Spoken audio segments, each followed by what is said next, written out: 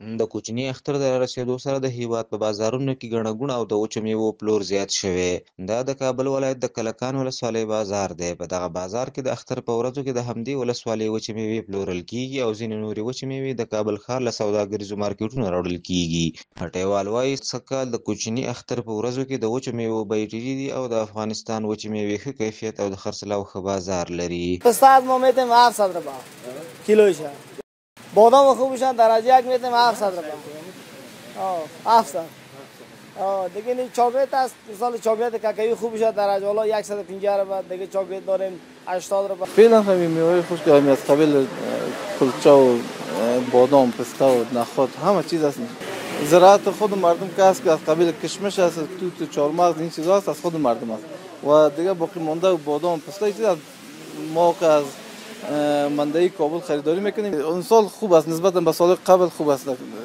ارزانی است خود کلکان میوه خشکی که داره کمتم اونا خود مردم از اون استفاده میکنن. ما همین میوه ایده که میاریم از چی میاریم؟ از مندوی کابل. ورته مهال د وچو میوو د صادروونکو د ټولنې مسؤلین وایي د وچو میوو بیې تر ډېره راټیټې شوي دي. هغوی له هیوادوالو غوښتنه کوي چې د خپل هیواد له وچو میوو د ګټه واخلي ځکه د افغانستان وچې میوې ښه کیفیت لري. الحمدلله شکر به یک جای خوشخبری است که امسال ریاست اتحادیه میوه خشک کابل سر قیمت‌های میوه خشک بسیار کار کردن. اتحادیه ما که تحت همین سراهایی که مثال 11 یا 12 مارکت‌هایی که میوه خشک پرچون فروش دارن انشالله در قیمت ها بسیار کنترل شد. به کیفیتش به خاطر کیفیتش که هر سال یا چند سالهای پیش که از نوع سلفر و چیزا کار گرفته میشد، کشمشای رنگه بود، بسیار کوشش شد از طرف اتحادیه ابلاغیه شد، کنترل شد، مارکت ها نرخایش هم خوب است، کیفیت مال هم امسال بسیار خوب شد. د کلکان ولسوالۍ مسؤلین وایي چې په هیواد کې د سرتاسري امن د ټینګښت سره ولسونه په ارامه او سوکاله توګه ژوند کوي او د اخترونو خوښۍ او نورې د ژوند چارې په ښه توګه سرته رسوي.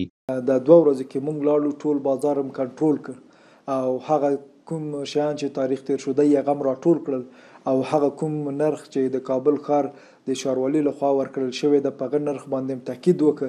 نو په دې راسته کې موږ بندګي کوشش پوره کړی دا ورته متوجي موږ پوره هلې ځلې کړې دي چې ولس دغه اختر په ډیر ښه او د امن او د ورورولۍ په فضا کې تیر کې خیر که موږ د اختر ونلې د خپلوانو ته ورنغلو چې د موږ د ولس اختر په آرامه فضا سره وکړي بس دغه د موږ لپاره خوشحالي ده.